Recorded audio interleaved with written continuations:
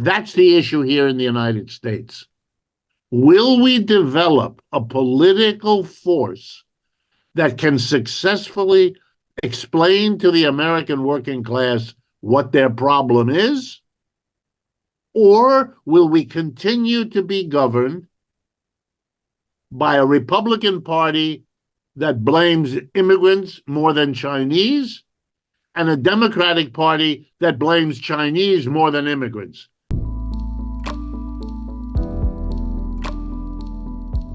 Neoliberalism, roughly from the 1970s to perhaps 2015, or some rough time like that, 30, 40, 45 years, that policy, neoliberalism, often referred to as globalization, was a policy in which the governments of Western Europe and North America and Japan eagerly supported a global free trade, no tariffs, minimum government intervention in the economy, support for corporations that relocated their business out of the country, internationalization.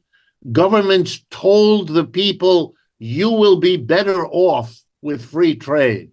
Your standard of living will rise. Your job opportunities will improve. This was incorrect. It was bad economics then, but it was a very good rationale for what corporations in the West wanted to do. They wanted to go to China, India, Brazil, and so on to take advantage of the low wages and the growing market. And in order to do that, they had to overcome the nationalism that was still a strong tendency in these countries. So what happened was the neoliberal promise turned out to be half true, half false. The true part is it made huge profits. It was a successful program for increasing the profits of Western corporations.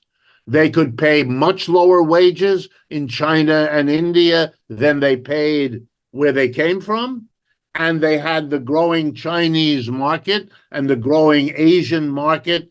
And so they had tremendous profits. That's why you saw a boom in the stock market in the West, because it was the only institution where you could see the profits producing rising wealth. But I like to remind people that in the United States, the richest 10% of our people own 80% of the shares on the stock market. So successful profiteering is only good for the top 10%, not for the masses. Meanwhile, for the masses, it was very bad.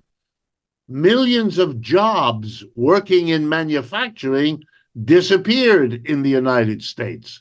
Whole states out of the 50 states in the United States, whole states basically collapsed economically. Their industries disappeared, their jobs disappeared, their unions lost membership. They were forced to become low-wage service economies that they had not been before. It has been a trauma, a political, ideological trauma. And over those 40 years, I'll give you one example. In 1970, presidents from around the world, if they visited the United States, were taken to the city of Detroit. The city of Detroit was the center of the automobile industry in this country. Ford, General Motors, all of that. And it was a booming city. It had 2 million, which was very big then, 2 million people, a very successful labor union, the United Auto Workers, and all of that. Today, Detroit is a disaster. Its population has dropped from 2 million in 1970 to 700,000 today.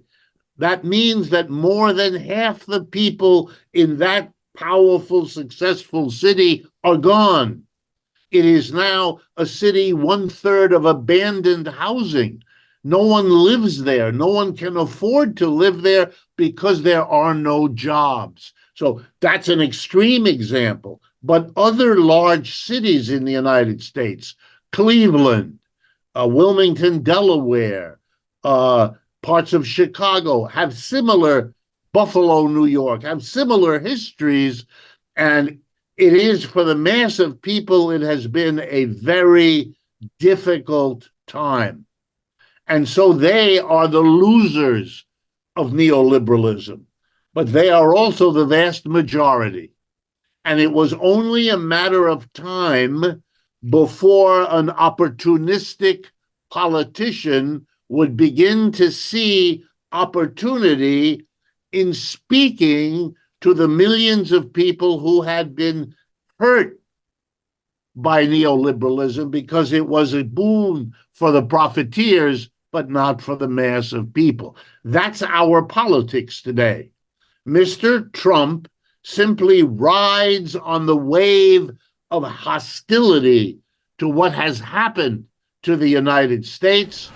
We are now making it clear to China that after years of targeting our industries and stealing our intellectual property, the theft of American jobs and wealth has come to an end. They don't understand, because very few people teach it here, how to understand the world economy shifting. What they know is that their position in large parts of the United States are gone. The future for their children is not looking good. The prices, we've had an inflation here. The cost of higher education is out of reach. You cannot get a college education without taking on huge amounts of personal debt, you or your parents or your family. It's a whole new world here. And for the mass of the working class, not a good one. So what we have is a massive turning away from neoliberalism and globalization, except at the level of big business. Our corporate sector remains interested in neoliberalism and globalization because they have invested huge amounts of money in China, for example, in India and Brazil. They don't want to lose those investments. That's very important to them. So they support the Democratic Party and Mr. Biden, hoping to keep that. But the mass of the working class is not supportive of this kind of program, and they are turning more and more nationalistic. Even Mr. Biden has had to impose tariffs, for example. Mr. Trump began it between 2016 and 2020, and Mr. Biden, who wanted to get rid of it, could not. He had to stay in power, he had to become at least publicly nationalistic, put heavy tariffs against, above all, China. Millions of Americans who have been the losers of neoliberal globalization for decades. They are very unhappy. And the political leaders in the United States, desperate not to be blamed for all of this, have needed to come up with scapegoats. They have needed to come up with an explanation for the mass of people that blames somebody other than the corporations and the political apparatus that they own in this country. 姐妹们总烦恼脸上细纹、干燥与暗沉，现在起跟我一起放心交给 KS Royal Face 皇家颜值逆时奇迹系列。KS Royal Face 皇家颜值逆时奇迹系列，它添加5种 EGF， 专门防止肌肤老化，强化皮肤修复，增加肌肤弹性水嫩，轻松抚平皱纹，换回青春自信。PS Royal Face 皇家颜值逆时奇迹，护肤露全效精华，精华霜即刻启动冻龄密码。